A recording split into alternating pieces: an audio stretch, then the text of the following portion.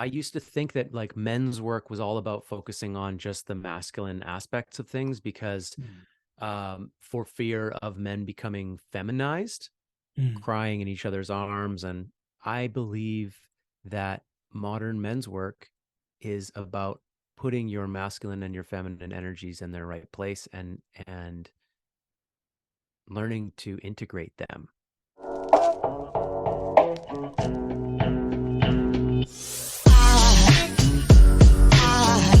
There goes a sight from my soul.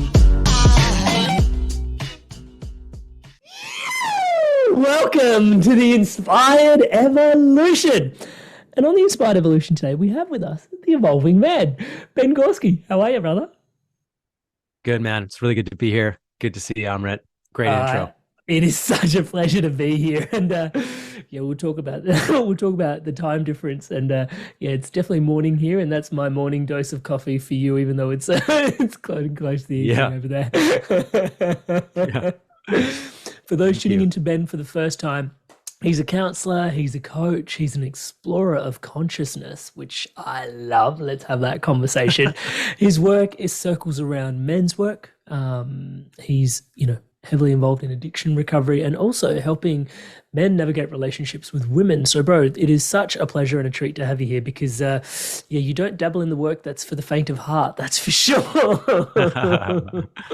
Thanks, man. Yeah, I feel like I like to go deep with people and I like to work in the trenches sometimes and just that's what I'm called to do. That's what I'm here to do. So thanks for having me on the show and I'd love to dig in with you, man. Let's go. Oh man, it's such a treat to have you here. Let's start there. How did you get into this? Like, because yeah, like I obviously have my own journey of, getting into coaching and my own explorations and how that's brought me to. But where I usually like to start the episode is, do you ever look back at, the younger Ben, the Ben that was, not just getting into primary school, but like, 7-year-old Ben or 8-year-old Ben or 10-year-old Ben and go, oh yeah, that guy was like he already had this bent, or is this completely foreign to that Ben? Like, do you ever look back at your life and go, oh yeah, there's sort of semblances of this story playing out early on as well?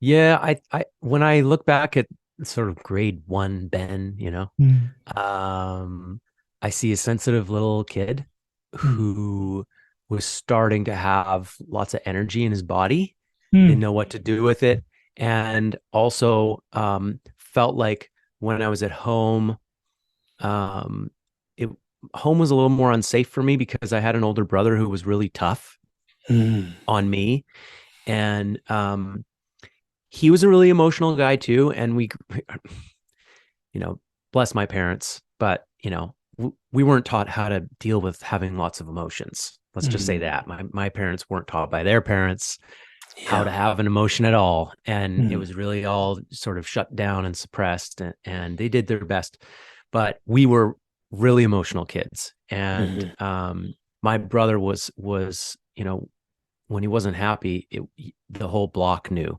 half the city knew, and he was unhappy a lot. And so I was sort of like hiding in his wake and sort Wow. of trying to navigate him at home and sort of in a stress response in my home. Mm. And Jacked. no, like, Yeah. yeah, jacked up nervous system, no like major abuse, but like terror, like, Mm. terrorism is really the use of like fear and like you could Yeah. be struck at any moment.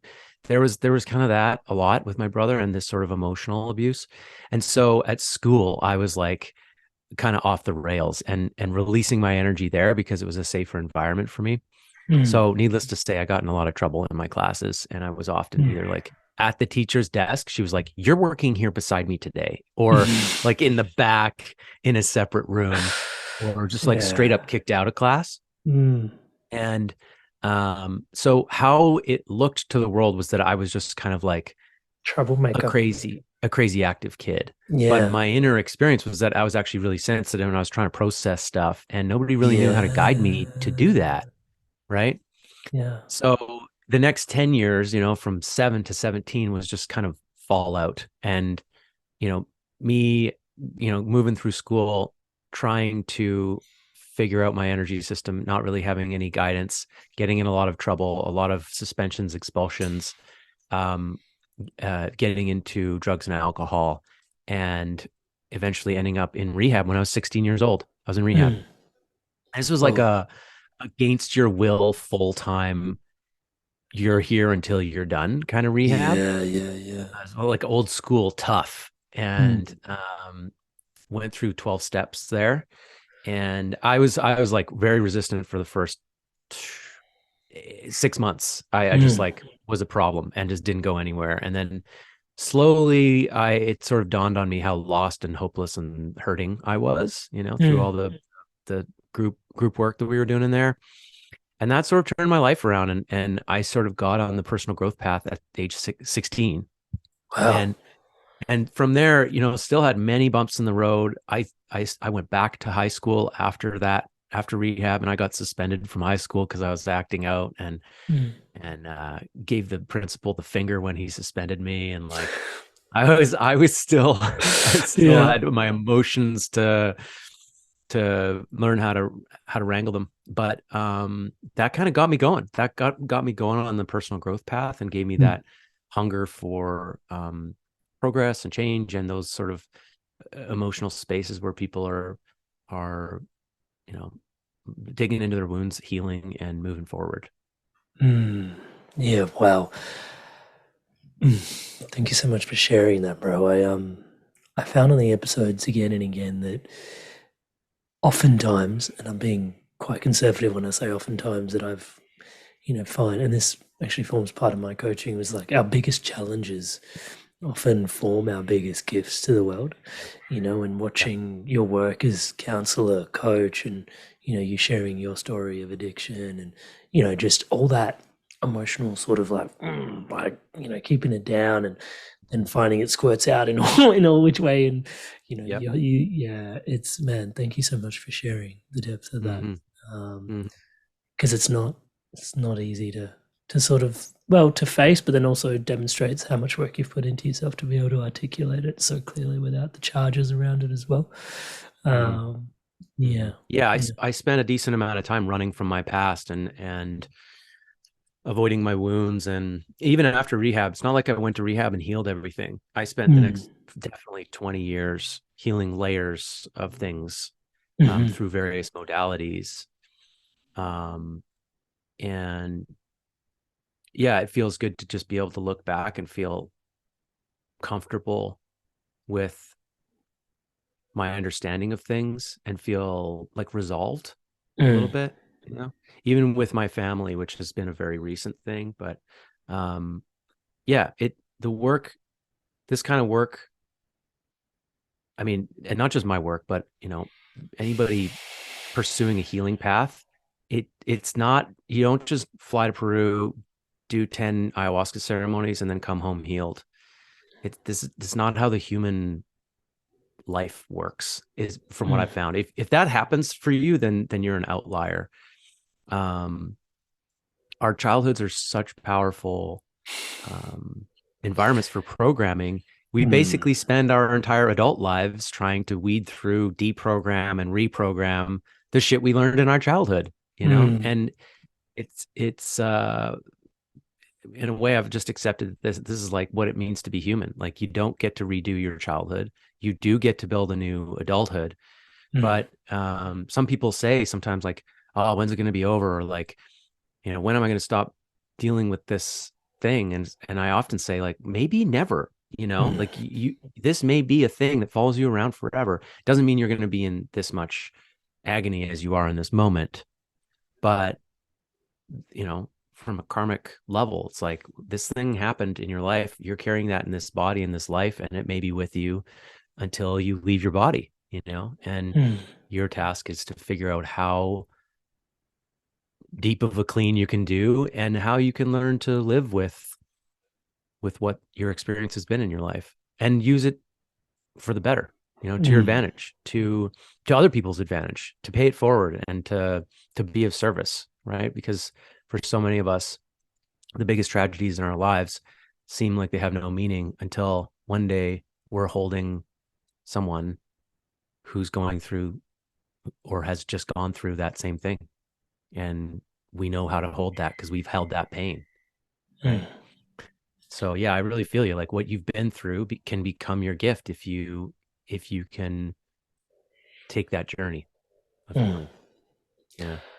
When was there a moment where you felt the call to arms? When was that moment that you were invited into greater levels of service? Because obviously you're doing the work on yourself to a certain degree, and you're working through your stuff, and and that journey never ends, right? As you just Yeah. described, you're still working through your stuff. I know that because I'm still working through my stuff. It's called the evolving man. It's called the inspired evolution. Evolution is an unending thing. Yeah. Love that, by the Yeah. way. And We're perfect. This is yeah. perfect. We're like cousins here. Cousin shows.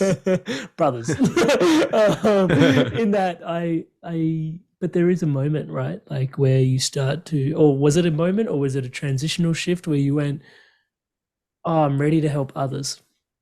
I'm ready to be of service. Like when did that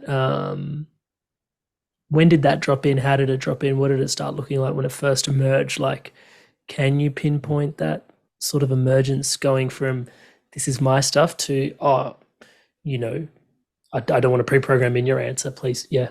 Mhm. Yeah, I think there was layers to that too.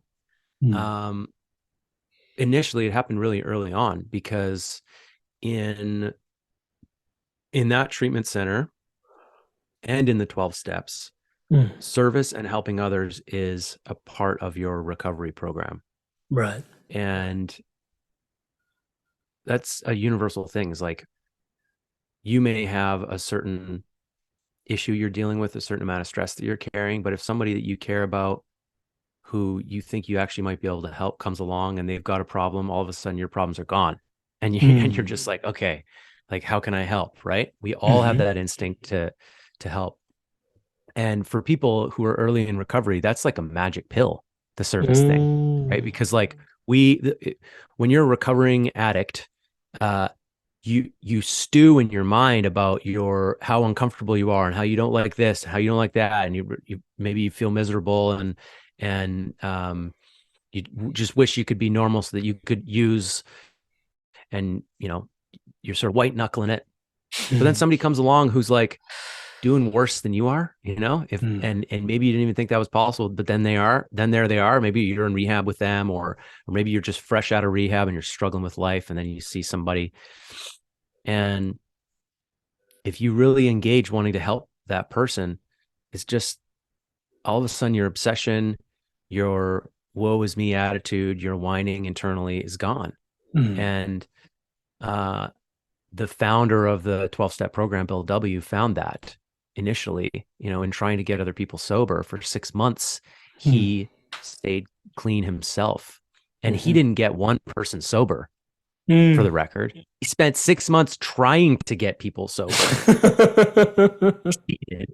Still needed to get his program figured out, but he stayed sober that 6 months because he was so focused on the other. So service is this magical thing, It right? really is. Yeah. Right? It Yeah. just gives us energy to Yeah. to to help each other and help humanity. This is why I'm doing my show. I'm sure that's why you're doing your show. Because there's a deeper thing in there inbound, like oftentimes, and it's perfect because we're, having a conversation about men's work, and there's that seminal book, Man's Search for Meaning by Viktor Frankl, and it's such a great book. Mhm. And in there, like, even at this juncture in this conversation, this concept around meaning leads to the conversation around fulfillment. And I'd love to sort of see if your thoughts match mine, or even if they don't, that'd be a great point for conversation. Is, fulfillment for me is all about service. It's like that's all it really is, really. Like Mhm. there are things that fill up my cup, absolutely. Um, and one of Mhm. those is being of service to others. And yeah, what are your thoughts on fulfillment and service? Yeah, I think if I can just inquire internally about what the feeling of fulfillment is like if I could give it a story, I guess it's that I feel like I'm an integral part of something that's bigger than me. And and I've done my part. and I'm appreciated. That's kind of what makes me truly feel that deepest sense of fulfillment. Like Mm, like I'm a valuable human mm, and people love me and I'm doing something for the world. Yeah, so it really does boil down to service because like mm, you can imagine if you're not really doing anything for the world and you're building a silo or a compound and you're like making money and buying stuff and like you know not even taking care of your family because that's a purpose as well. Let's say you have no family. Like what are you really doing with your life if that's what you're doing? You're mm. just like running a Amazon business where you sell cheap crap and you make lots of money and you just like buy lots of stuff. Like when we're 20 or 21, I think it can, the illusion of that life can be alluring. Mm, Like, oh yeah. But as soon as most people start to accumulate some level of status and stuff and money in their lives, they realize like, oh, this is actually just kind of like sand that falls through your hand. Like it's not mm, really tangible and it doesn't really give me fulfillment like I was sold that it would. But then when you start something, you build something. I remember the first time I hired an employee mm, with my buddy Steve.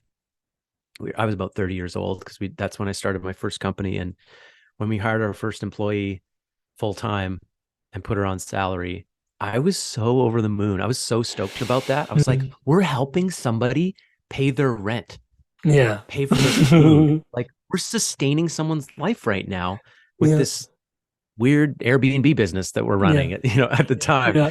And that didn't have a lot of meaning to me, but what really did have the meaning was that like I was contributing to a person, Mm, living. So yeah, I definitely align with what you're talking about, fulfillment being really tied to service. Yeah. And it just to go back to your original question, when I mm, was in treatment, they basically when you go through, you start out really harsh, like you have no rights. They don't like you have basic human rights, but like you have to ask to talk to another new person and like someone has to walk you to the bathroom and like you're sort of watched at all times. You're not allowed to have any brand names on your clothing. You can't have a watch. You can't really have any possessions. There's like you're like babysat yeah. until you get to the fourth step. For me, that was the 8 month mark. And then you start taking care of the new kids. Mm, And so you have that responsibility and you're trying to coach them and help them through treatment. mm, And then you go through the rest of your steps while you're in that sort of mentorship position. mhm, And so I felt it there. I was like, I kind of like helping these newer guys in rehab. And then I got out of treatment, went to high school, finished that. And then they said, hey, do you want to come work at the treatment center for the summer? And I went. And so I was like a peer counselor. They hire like recent graduates at that place to be a peer counselor. And I really liked that. And I asked them if I could stay after the first summer and ended up working there for about 4 years while I upgraded my high school, got some preliminary college courses, and then I decided I do have kind of an engineer's mind, and so I was deciding between going into engineering or counseling, mm. and and that was a really hard decision because I knew if I was living in Calgary, Alberta, it's the Texas of Canada. We got oil, and I Yeah. knew I would make lots of money if I did petroleum engineering. Yeah. And I just went with my gut. I was like, I think I got to do counseling, and so I Sorry, I'm went laughing did for a a whole nother degree. reason, but yeah, please continue. Yeah, go on. It was tough. Yeah, so that's how it started, and then I went and did that. I worked at multiple treatment centers, and and then I took a break from counseling after about 10 years, Mm, and then there was like this sort of refurbish or renaissance or whatever, where like my men's group lit me up and was like, buddy, you got to start coaching or counseling because mm, running your Airbnb business is not your life's purpose. We mm, see it in you and get your shit together. They just kind of like mm. some They of those called you guys out like, to service. Yeah, yep, they called you out to serve them. yep. Yeah. So that was the 2.0 and that's when my evolving man brand started and everything took off. So yeah. Yeah, wow. Sorry, the smart. Thank you so much for sharing that, bro. The laughter was by a qualification. I did become an engineer, and I still remember. I still like as you were sharing. I still remember, and I feel like I'm talking to my alter ego now because I still remember there was this point where I was ranking my preferences for what to get into. After university, you have that sort of, and psychology was this one that I was like, so like I just wanted to put it on top, but there was so much, and this is a big part of Inspired Evolutions coaching, is like all the cultural pressure of my friends, my family, my girlfriend at the time. Everyone was like, "Dude, you're amazing at physics. Like, you're gonna be like an engineer, you know?" And so I was like, "Yeah, yeah, yeah, yeah." You know, I just lived into that identity, that story that other people had, well, you know, I chose to let them write for me, basically. Yeah. And I still remember that impulse, that moment. I look back at that and I've mentioned it to my now wife and just said, hey, like, I still remember that moment where I was like, how different life would have been had I just followed that. And I recognized that voice that was wanting to put psychology at the top as my intuition now. But back then I had none of this awareness around it, right? Yeah. And I didn't. So I popped the engineering on top, and you put the counselling on top. And so it's like I'm having this chat with my alter ego. We can sort of compare notes now. It's great. Yeah. Well, and if I could just offer some perspective on it, it's like I feel like in a way, sometimes I feel like you can do a bachelor's degree in like whatever, Mm, but the way that your adult life turns out is hardly predictable mm. based on what you do for your bachelor's degree. I know so many people with, what do you do with a psych degree? Like Yeah. other than keep going and then become a therapist. Like so Mhm. many people go get a psych degree and then my friends in Alberta, they go work for an oil company in like HR or something, you know, Yeah. you're not really doing psych. And I feel like if I had done an engineering degree, in a way, it would have been nice because I would have had a backup career where I could make good money anytime I want to, Hmm. but I still would have had the inklings To be for doing coaching and counseling. what you and And I I are doing still, here now. exactly, exactly. Except in a way, when I was 30, I was only good at one thing. And I was really feeling that when I Yeah. was 28 years old. I was Yeah. 28. I had never worked in any other business really, other than counseling addicts, Yeah. addicted people. And I was like, geez, I need to learn something else. And I like went and did construction for 3 years with my buddy because I just had that hankering. Like I gotta learn something else. I can't be like Mm. a one trick pony my whole life. Mm. So yeah, I sitting here, I'm almost like, well, my degree was useful, but it was my life experience that really gave me Mm. like what I've really got. So Yeah. maybe I should have done an engineering degree. We can talk about that. You and I can compare notes totally, and we can discuss the Yeah. nuances of where we've ended up, but Yeah. brothers on the same path in many ways. Yeah. So we're discussing service, and it's interesting because there's an awareness in me, I guess. I'm not saying it's my awareness, but there's an awareness in me, and I'd love to sort of unpack and explore kind of where that lands and resonates for you. So, what I've come to learn is that the masculine energy is all about freedom, and that the feminine energy is all about love. That's my humble awareness of it all. Is like feminine love, masculine free. Mhm. And in their shadows, I think we can sort of see the shadows are like very easy to identify. It's like in its the feminine in its shadow, that love can be clingy. It's like even with Yeah. children, you hear it's like, don't let them go out too late at night, and the father, Yeah. being the masculine, and the freedom is like, let them go. It's kind of like Yeah. that. Yeah. Or Yep. even the age old sort of back when there was no internet and stuff like that, like she'd be waiting at him for him to come home, and he'd say he's going to get a pack of cigarettes and some milk, and he would just never return, and he'd just move 7 kilometers away and started up a whole nother family in its shadow, right? So that's the male toxic sort of freedom, right? um Sorry, I missed the context. Who is this? Is this in your family? no, no, no, I'm just saying, like, this isn't like Yeah. example This is, stories. Yeah, yeah. yeah. Yeah. And Got so it. this is what I've sort of come to understand for myself. And when things are operating for love, they're operating from the feminine. When they're operating for freedom, they're operating from the masculine. Now, talking about men's work specifically, um, well, men being oriented towards freedom, the conversation around service becomes a really interesting one, doesn't it? Because when you start talking about service, service has the same etymology as the word servant, right? Hmm. And Yeah. servant doesn't sound a lot like freedom. Sounds has connotations of shackles to Yeah. it on the surface level when you tune into it. Yeah. So, can you unpack that for us in terms of men, freedom, service? Yeah. I think I've just pulled out my masculine archetype deck. This thing's awesome. I love this thing. Yeah. I might bring something up from here. Yeah, I think that piece around serving is the difference between servant and uh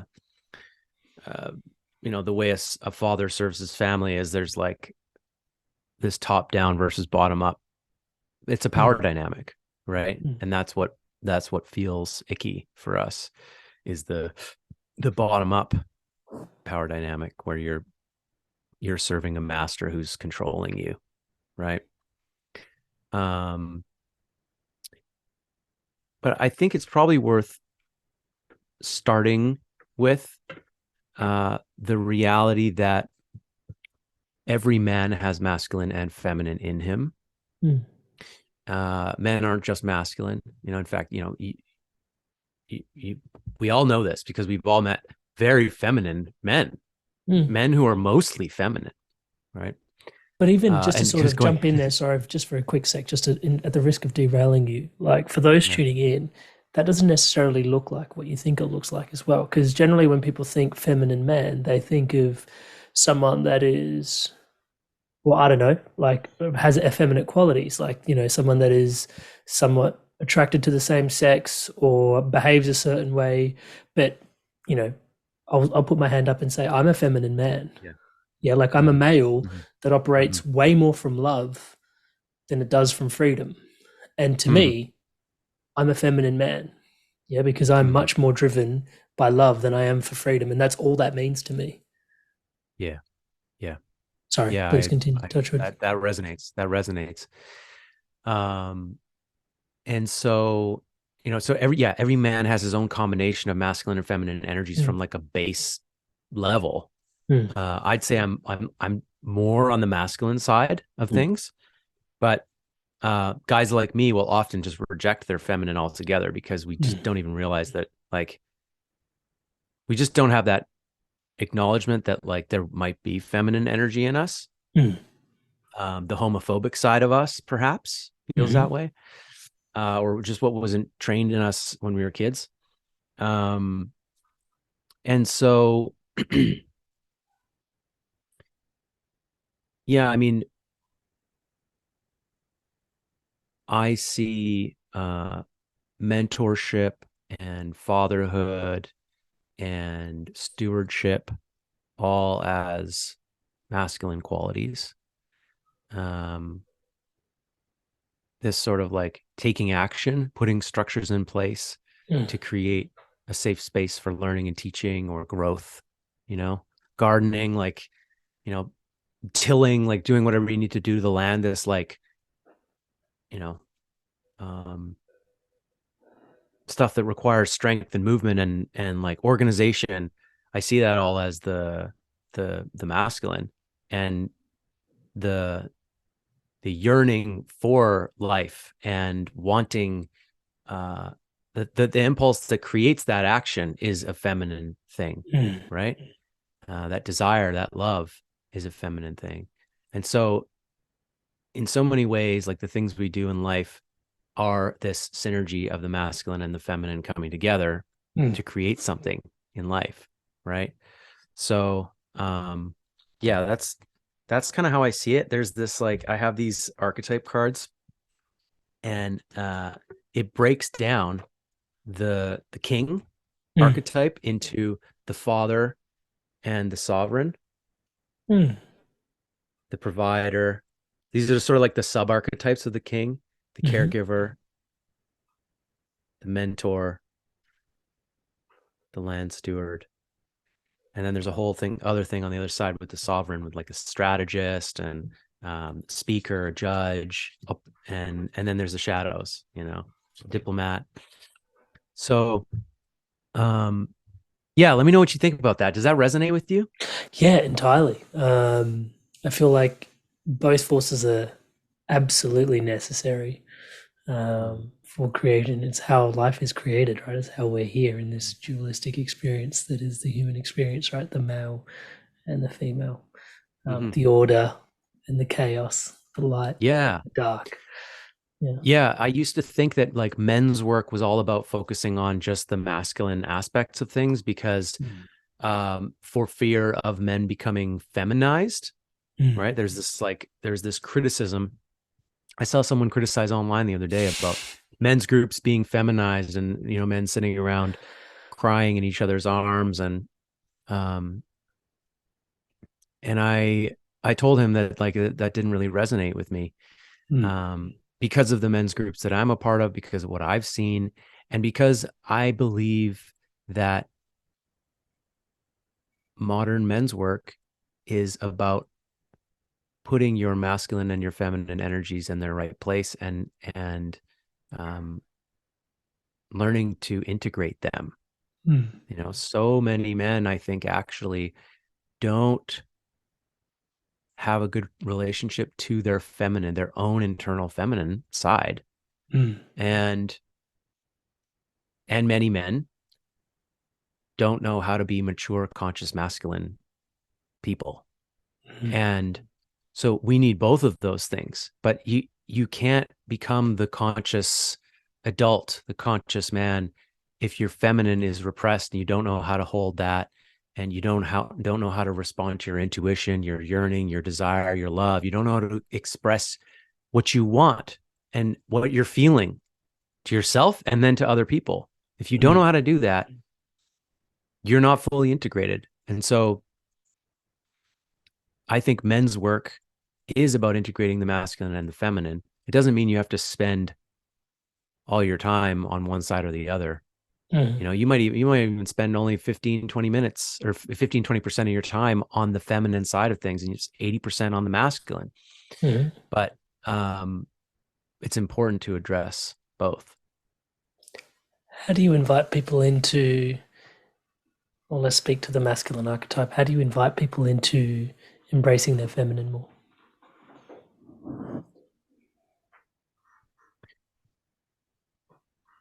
There's a number of different ways to do it.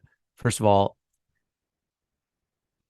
exercises that get guys into their bodies, right? That Mm. that help them, because we it seems like masculine consciousness really like loves to live up here in the head. And so feeling into your body and feeling like what your body wants to do, So not how, necessarily bench pressing and squats.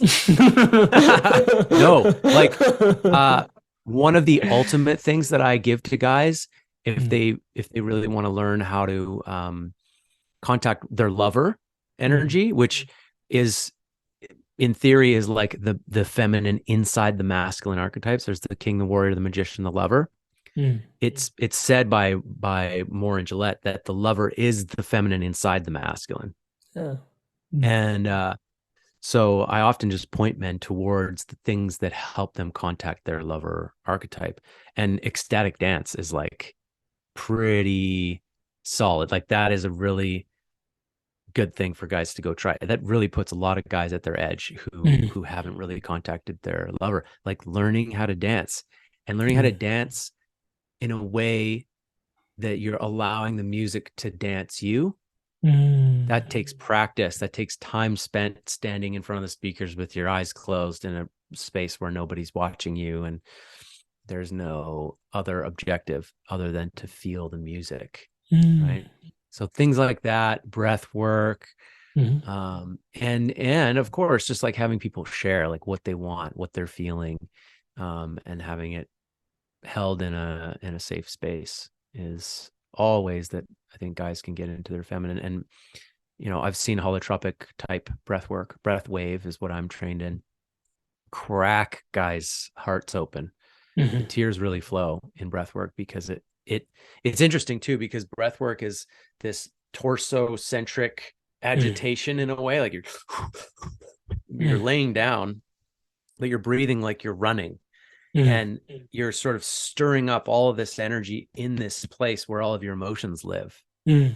right? Like you have so many neurons in your gut, so much emotion comes from your gut and your lungs, and here you are like just pumping oxygen into it and stirring it all up, and then you go into this sort of psychedelic dream state where your armor kind of comes down, your Mm. eyes are closed, nobody's watching, and all of a sudden this stuff comes out that you didn't even know was in there, maybe, right? So those are some really good ways I think that guys can get in touch with their feminine. And the more you do that, the more you can live your life from intuitive place, from knowing what you want in a given moment, and hold space for your feminine friends, partners, family members, who,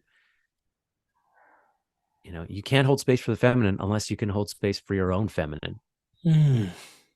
Right?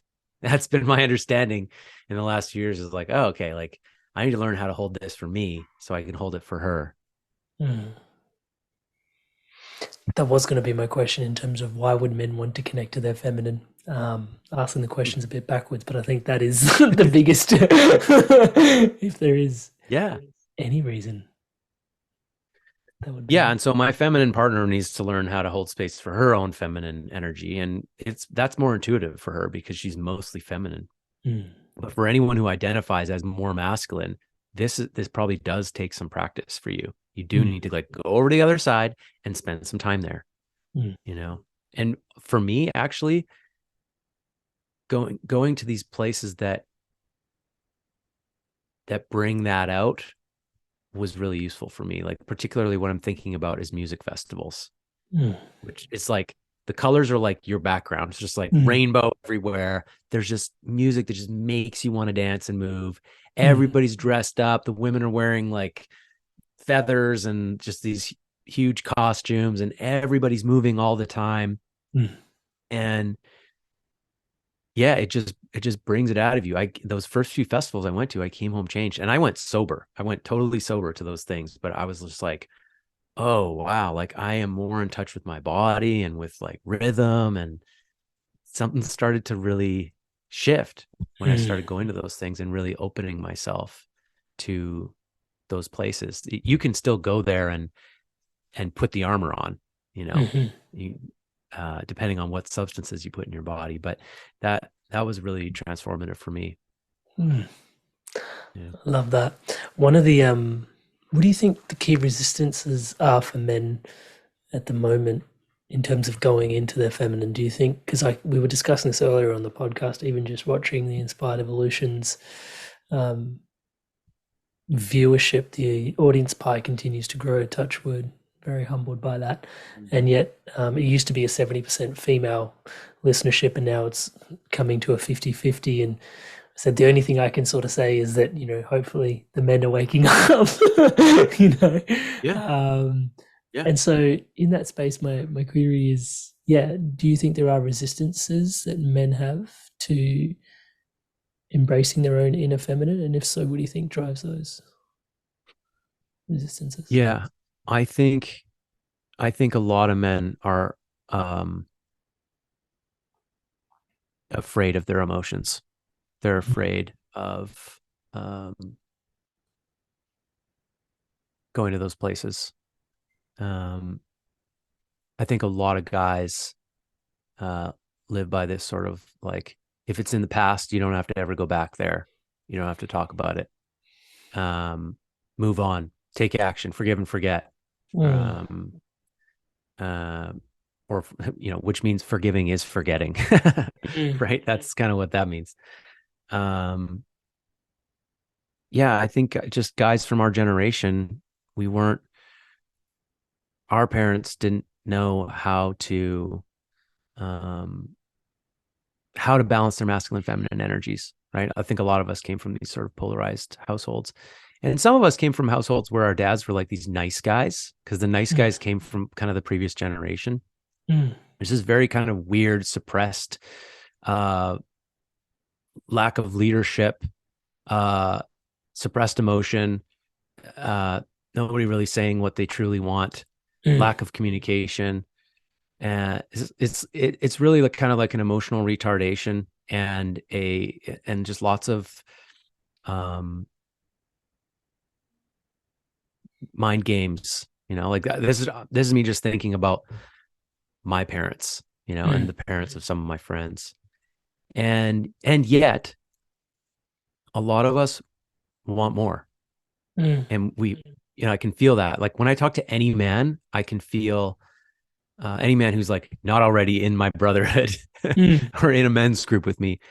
I can sense like he wants more than what his parents had, and what mhm, he has from like what the world has given him, which might mhm, be like a good job, a house, and a family.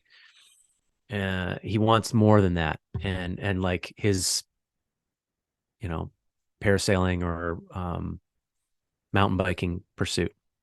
He wants depth. Like our generation wants more depth than what our parents' generation had, mhm, but we don't know where that is or what it is, and we're kind of scared of it. mhm, And for masculine guys, their feminine partners often show us that depth, mm, and they exemplify that, and that's scary, and mm, we reject it and turn away from it, push it down. We don't hold space for it, because if we open that can of worms, then we're opening our own can of worms, right? This yeah. is why I teach guys relationship stuff, because um, they might come in saying like, hey, how do I figure things out with my partner? And then we go into his childhood and Mm, his father and his mother, and how those relationships affected him and what he might still be programmed holding, his right? journey. Yeah. Yeah. So I think our generation wants more. And there Mm, is this sort of rising tide of people like you and people like me speaking to that and saying to guys like, hey guys, it's actually okay to do your inner work. It's not going to kill you. It's actually mm, going to make you a better person. And it's mm, going to give you that more thing that you're looking for in your life. Yeah, you got a mm, successful business, you got a home with a family, like things are going well on the outside, but you want a level of depth and je ne sais quoi from mm, life, you know, the personal growth space and doing your inner work is the portal to that, to finding what you're truly looking for mhm, at a deep level. And that's probably, you know, um, you're probably seeking healing. There's a part of you that's looking for healing mm, and deeper connections with the people in your life beyond the superficial, like, oh, what'd you buy this week? And, what's little Johnny doing? Oh, he's in soccer. Like, cool. Just like talking about the stuff of life. Like, I think we're all seeking something deeper, mhm, and there's people who are speaking to it, mm, right? I think that's why your show does well, and why my thing keeps building momentum, mm. right? Because you can't get enough love, man. People can't get enough love. That You know? It's was actually, infinite. yeah, that was actually one of my favorite takeaway from Gabor Mate's work is you cannot love a child enough. And I was like, I've Yeah. just been contemplating that. Like, I just like a solid contemplation is like, because I'm a father of a 15-month-old at the moment. And Oh, right on. I've got a 9-week old. congratulations, bro. Could ask you about your sleep, but I don't even want to go there right Yeah. Yeah. now. But yeah, praying you get some good sleep soon, bro. I know Yeah. exactly what that's like.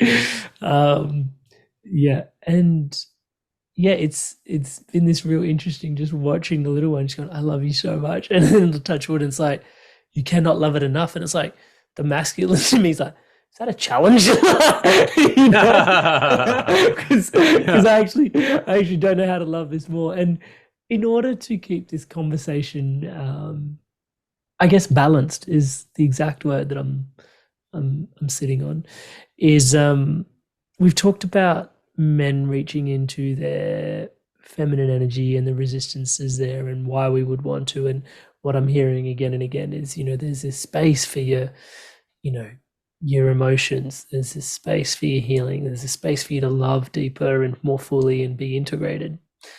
Yeah. Also, to poke and prod into the conversation about the resistances men have being men. And I know that Mm-mm. sounds kind of counterintuitive when you're looking from the outside in, because it's in many instances it's like, hey, like I got the anatomy, I'm good to go, you know. And yet there are certain places where it's like you mentioned the word, like, even land stewardship, mentorship, showing up in these more masculine roles. Um, to yeah, do you feel that there are resistances in men stepping into greater levels of their masculine? Um, and maybe there's a Mm. social interplay here, and I don't want to poke and prod at it too much, but to sort of open that sort of just gently open that space up in terms of, there is a massive movement of the female, like the feminine sort of coming, well, the Yeah. feminine coming through. And in that, potentially, some men have rejected their masculinity to honor the feminine the way that it's coming through, Mm-hmm. which is I'm learning as I'm speaking to you right now, somewhat shallow in that it's like saying, well, I'll repress myself to allow you the space to grow, but really it's as you grow, they grow, right? So Yeah. those resistance pieces, bro, to men being more Mm-hmm. men, do you see that, or am I just talking Oh about yeah. something? I've lived it. I have lived it, man. Yeah.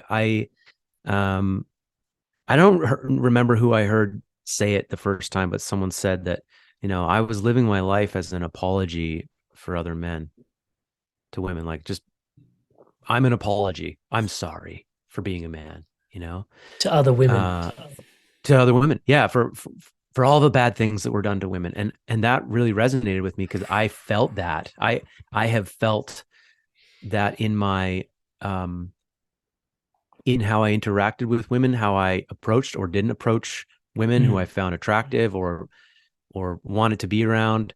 I just like have cowered in my life. And partially because I think every man doesn't want to be rejected, but mm, also from this place of like knowing at least a sliver of like what women have gone through and working at that treatment center that I worked at and hearing what the girls in that treatment center had been through as young girls, like 99% of them had been abused pretty badly. mm, um Living my life as this sort of like, I'm sorry for being a man, uh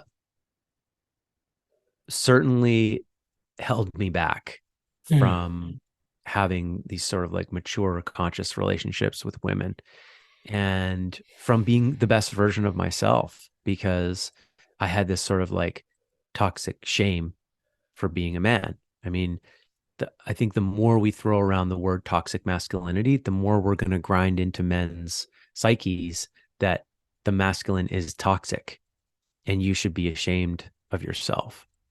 And there's not enough nuance in that conversation around the fact that like when a masculine representative is hurting or acting out, abusing someone, whether it's a woman or a man, that is the dark masculine. That is the mm, shadow side of that person and all of their archetypes.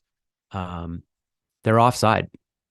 That is not the light or the conscious side of that person doing that thing. mm, And there is a conscious masculine, I think, that should be taking center stage rather than us trying to like destroy the toxic masculine. You can't mm, destroy your shadow. This is why I really am frustrated by some of the conversations had because we think that we can just destroy the bad in the world, but you can't do that on a personal level. How do you think you can do it on a population level? It's not going to mm, happen. Jung has taught us that the only way to deal with your shadow is to integrate it and look at it, see it, and then figure out how to put it in its place Steer in it. your life. Figure out how it's controlling. Steer it, right? And I think the dark feminine has this way of like trying to destroy and like almost like clawing at the masculine, clawing at the Seeing images patriarchy. Like of I'm gonna, Kali of Kali as yeah, like a, as you're yeah, describing or this. like a cat scratching down a pole, just like like ripping it apart. I'm gonna rip you apart, but like that energy will just tear down everything. Mm. And my feminine partner, she will express to me like when she sees some shadow aspect that doesn't feel good to her, Mm. and she'll say that from a very um clear conscious place, Mm. but she won't try to destroy me in the process. Mm. She'll share what that's like for her, and at the same time, in the same day perhaps, or the same conversation, she will lift up the side of me that she reveres and Knows can do better. wants to see more. Yeah. Mm. She'll call me forward to this new place. Right. And so on a personal relationship level, I have this experience of the conscious feminine and the conscious masculine doing their thing and rising up. And my wish is that in the world, we can do that, and that we can focus not so much on like polarization and this side's bad and this side's good. Mm. And we got to destroy the bad side, like the stuff that happens in movies. Yeah. But so much movies also teach us this lesson. So often we're taught in the movies that you can't destroy the bad, and that you have to figure out how to work with it, and that it is a part. The line between good and evil runs right through the center of every human. That's the moral dilemma that occurs in most movies. It's just like at societal level, sometimes I think we're just not getting it. Mm. When I start feeling into what you were sharing about archetypes before as well, I think the archetypes can be super useful when charting your ways towards deepening, especially as a male looking towards deepening your masculine. Surely they can work to deepen your feminine as well, as you were alluding before, the lover.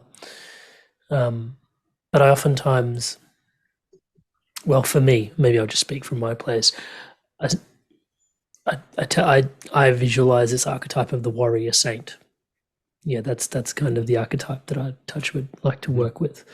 And it was culturally programmed in for me. I'm the faith of a Sikh, and that's the archetype that's gifted to us through our faith and religion. And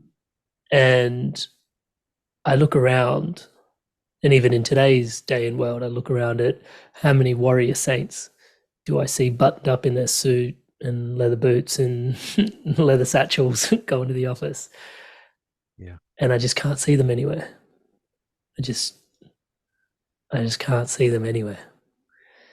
And I guess an invitation for you to sort of share on male leadership.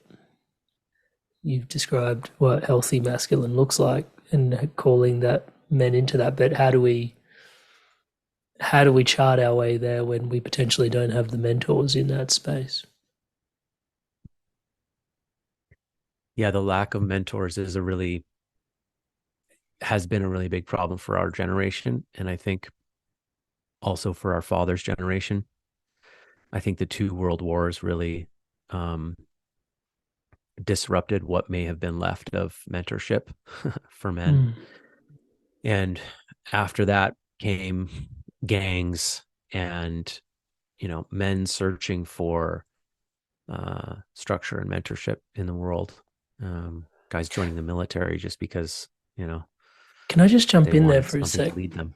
Because I do want you to please answer this question, but there's just this thing that wants to be said is becoming a parent. I've been doing this body of research on parenting, and I realized that between the ages of 0 and 4 or 0 and 6 or something like that, they say the child belongs to the mother.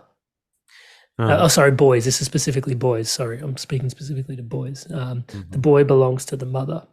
And between the ages of 6 and 14 or 6 to 16, the boy belongs to the father. And that's obviously he belongs to both, but it means in terms of like who he's getting his life force energy and what he's learning what his Hmm. connection and where his shelter and that feeling of safety really comes from, right? And Yeah. they talk about how between the ages of like 14 onwards, like 14 to like 25, 30-ish, as they're going through this adolescent, late teenage period, they need a mentor.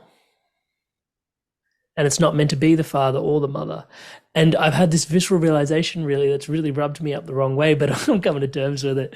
And, integrating the work there is I didn't have a mentor. And actually, I allowed Hmm. my peer groups to become my mentors.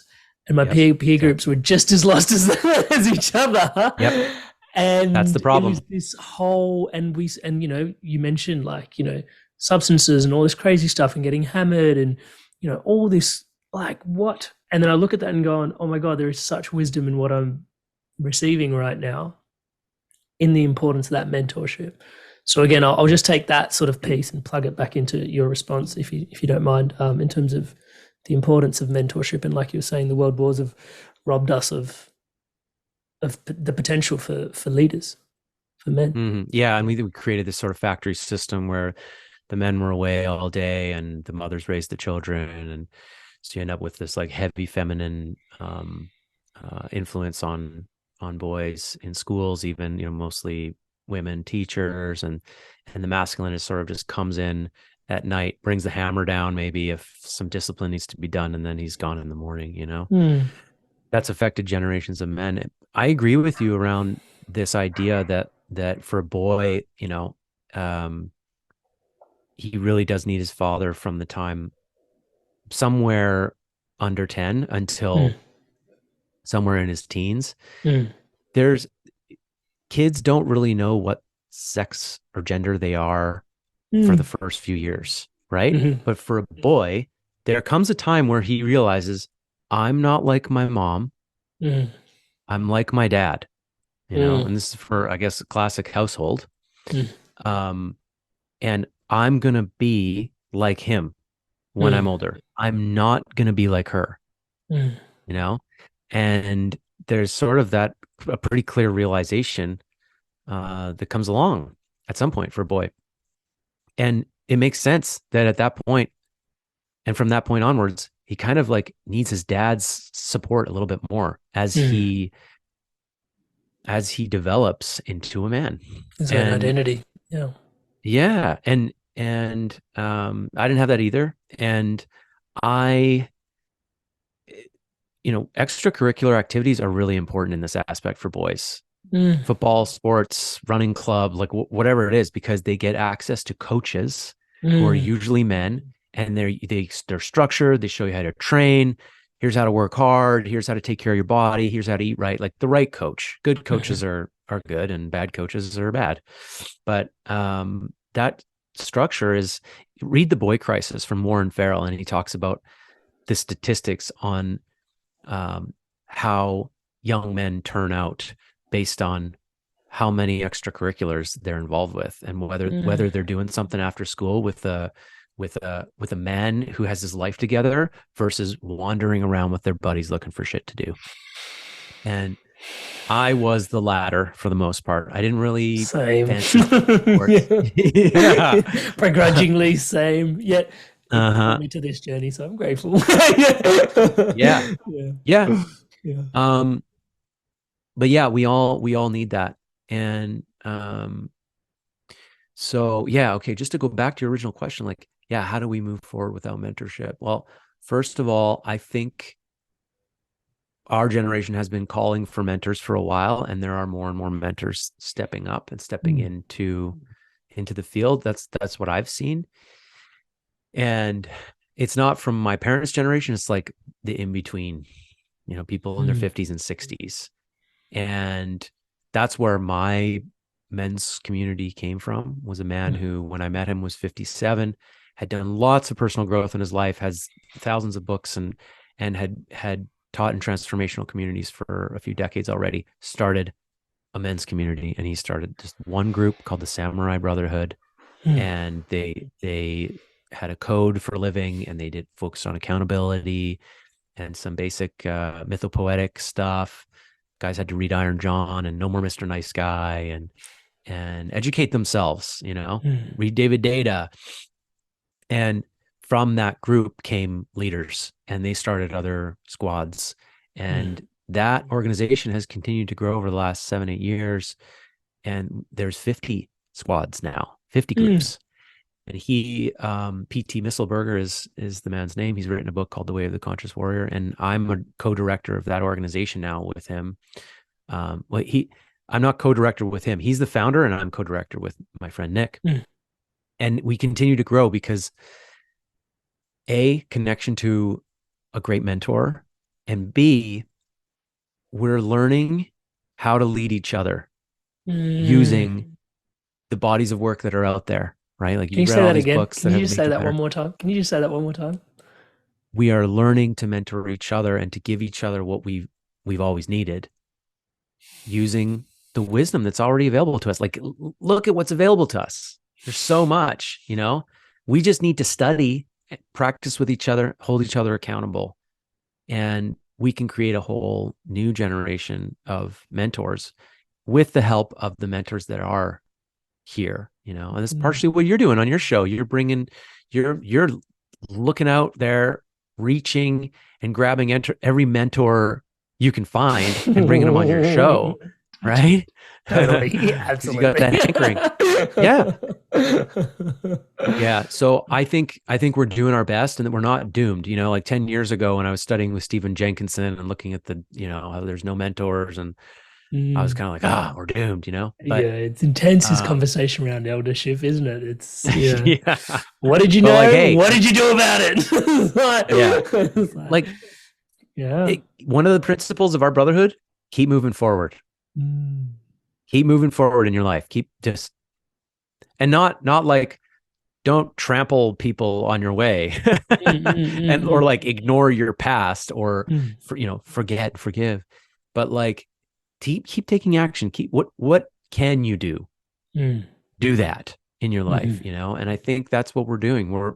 Yeah, we're still in the wake of two giant world wars, and there's a current massive war happening, mm. and there will be more, but Totally. um, we're moving forward, and we're so blessed to have access to so much wisdom. It's been written down, it's been cataloged, it's on the internet, it's out there, Mm, and we have so much access to each other and finding people who align and who resonate, and it's it's going, man. 3 years mm, ago, I was leaving my in-person men's group in Vancouver in the Samurai Brotherhood at the time. We're now Arka Brotherhood, the Arka Brotherhood.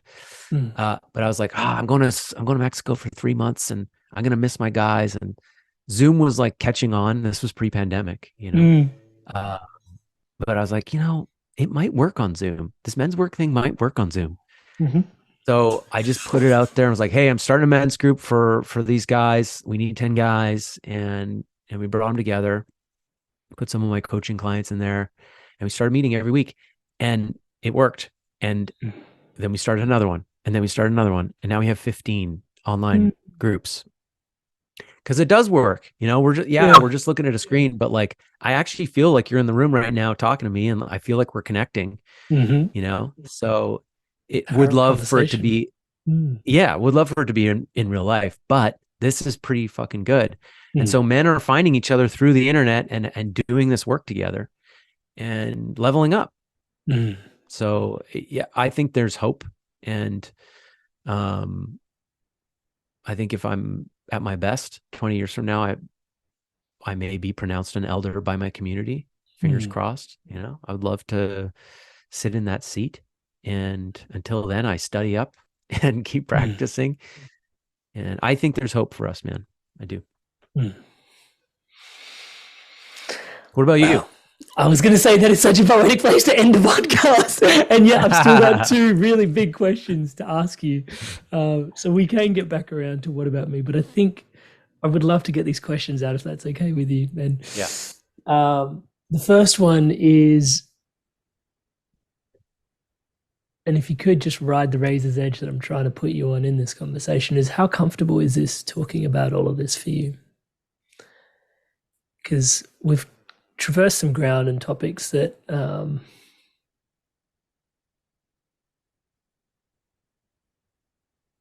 require Okay, maybe I'll wrap both questions into one.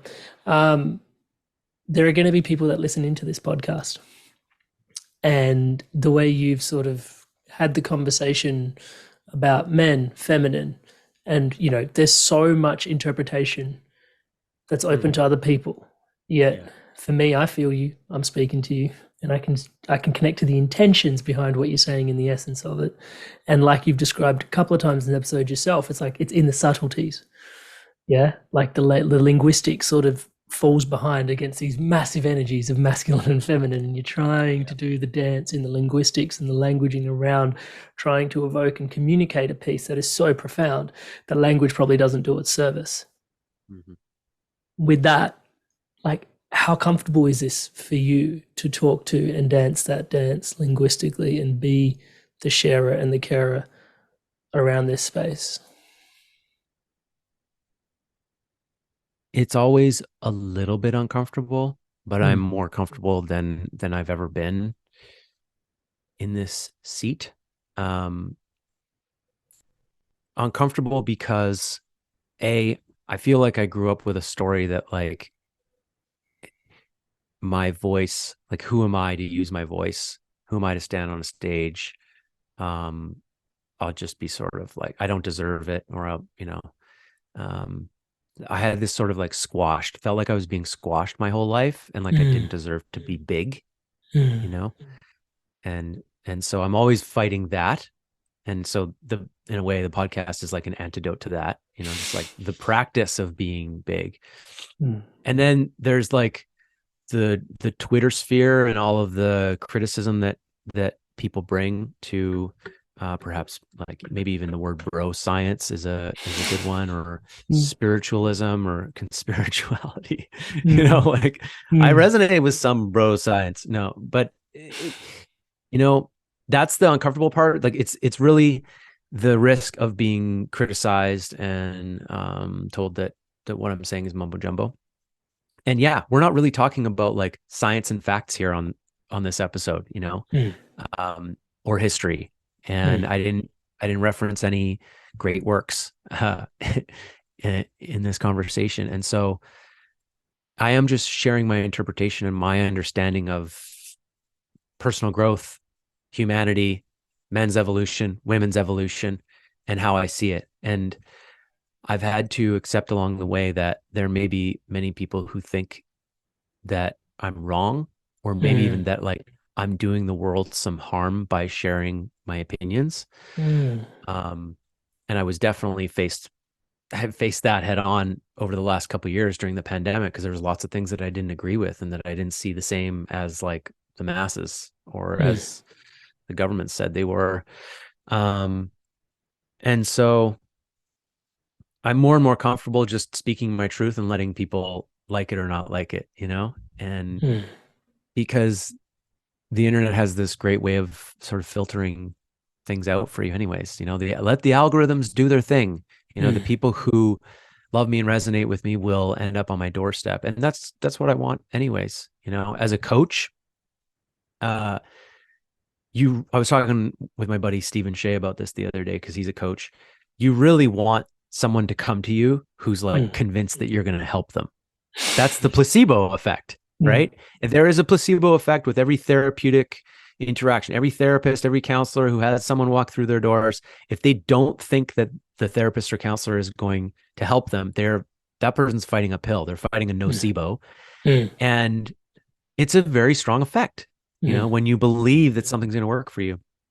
And so for me, I feel like this media format actually helps direct more aligned people to me, so that when they end up emailing me saying like, hey, like I want to join this or that, or I need your coaching, like I know you're my guy, you know. mm, I'm like, oh, first of all, this is going to be an easy relationship. I'm not going to mm, have to work harder than you do mm, to help you, which is sometimes the case. And it's just going to feel natural and flowy, and you probably will change, because like mm, I have some tools, I'll share them with you and you'll be like super stoked about it. Like mhm, that's the kind of relationship you want with a client. uh, so much change is determined by the relationship between the counselor, the coach, or the therapist and the client. So yeah, all that to say, I've learned from the people that I look up to and what I might call my elders, even some of them who I haven't met, my mentors, that you just got to do you in the world and you got to do it unapologetically. And that's how I found them. Right. And so, pay it forward, carry that torch, be yourself and, and let the algorithms do their thing. Yeah. Oh, bro, thank you so much for answering that question. And then, yeah, that was, yeah, it was going to be about the subtleties of language that's required to navigate it, and also how uncomfortable you feel. So you answered both in that one. Thank you so much for speaking to that, bro, because I think oftentimes it can be really hard to have these conversations. And I just want to honor and acknowledge you for going there and, being willing to be on the cold face of this type of work, because in the shadows, you find that people are pretty quick and ready to pick up their pickaxes and launch them at each other. Yeah. Just because it's, again, their fears about what the other person is really saying. And oftentimes, Mhm. even and I really hope this doesn't happen, but I'm sure that people will take snippets of this episode and share it around, and things will get uncontextualized, and then you said this thing, and it's like, well, actually, that's not even close. Out of context, it sounds like that, but in context, it's Yep. completely different. So riding that edge, riding that energy, and still showing up every day to do your work as a brother, man, for Mhm. this man's work. I just really want to honor and acknowledge you for, yeah, Mhm. what it takes to do that, and your own convictions and your truth and in your heart and all of that. Mm. Yeah. Thank you for that. I appreciate that acknowledgement. And I acknowledge you for the same thing. Like I've really been trying to feel into and study the king archetype Yeah. over the last few years because I really Mm. want to trying to step into the king. I Mm. spent a lot of time in warrior and I've got lover sort of started to Yeah. feel into lover. And so it's king time and just knowing like what the king archetype has to reckon with, has to deal Mm. with in his life and in his kingdom. It's like there's always going to be people who are pissed off at you. There's Yeah. always going to be people who Dissent are among the making the masses. wrong decision. Yeah. Yeah. Well, hopefully not the masses, but like Yeah. No, a sorry. whole section of people, Yeah, I was right? kidding. Yeah, but yeah, I get But what yeah, you're you can picture like, you make any decision you make saying. is probably going to piss somebody off and it's not going to Mm. resonate and they're going to, think you did the wrong thing and they're going to try to tell you that. And that's what it is to be a person with great influence in the world is Mm-hmm. like you're always going to have multiple camps. Mm-hmm. And how do you please everyone? Well, you don't. That's the Mm. thing. You have to accept that you don't. And feedback is good, Mm. but like walking your line, walking your truth, and accepting that maybe if you were to look back at one of your earlier episodes, you're just going to cover your face and be like, oh, I'm a little bit ashamed of that because I've evolved since then. Right. I haven't done that in a while, like gone back and look at episode 3 or 4 or something. But I'm sure I would be embarrassed. But like here we are, man. You either don't show up at all because you're afraid of that, or you Mm. just plow forward, keep moving forward. Mm. And the people that have the courage to do that, I've seen them do really well in the world and in life and feel really satisfied with what they're doing and who they are. So that's who I'm trying to be. And I see that that's who you're trying to be too. So Mm. Thank you so appreciate that. much, bro. Yeah. I will put a link to your podcast in the show notes below. And also, guys, the website evolvingman.com. You can find out about all things Ben Goresky. Brother, I know you had some questions for me. I'm sure we can have them answered at some point, but I'm conscious of the time of this episode, Yeah. and it would be my absolute honor to answer them whenever you see fit. But for now, this is about you, and just want you to soak in the gratitude, man. Thank you so much for sharing yourself so abundantly, so openly, your own story, your insights, your wisdom, and your own journey towards your own eldership, and having the courage and willingness to go there. And I could just thank you for today's episode, but it's a lifetimes of work that you've put in to the work and the conversation we're having today. So just acknowledging you for that. So thank you so much for sharing yourself here today with us. Thank you, brother. I feel that. And thanks for staying up late with me and recording your umpteenth episode of the day. And you're a badass. Touch wood. Just the warrior saint doing his thing, right? Touch wood. And to the Inspired Evolution audience and tribe, beloved loved ones, thank you so much for tuning in. The Inspired Evolution, oh man, you guys continue to humble me. You listening into a whole nother episode here today again. I appreciate you guys so much. Your inspiration to evolve and continue to staying inspired to evolve. I just honor, acknowledge you guys so much. Thank you so much for your love and tuning in. As always, wishing you all the best on your journey forward. Hey guys, if you enjoyed this video, give it a like, leave us a comment. And if you want to stay in tune for new episodes launching every Monday, hit subscribe and I'll see you in the next video. Stay inspired to evolve.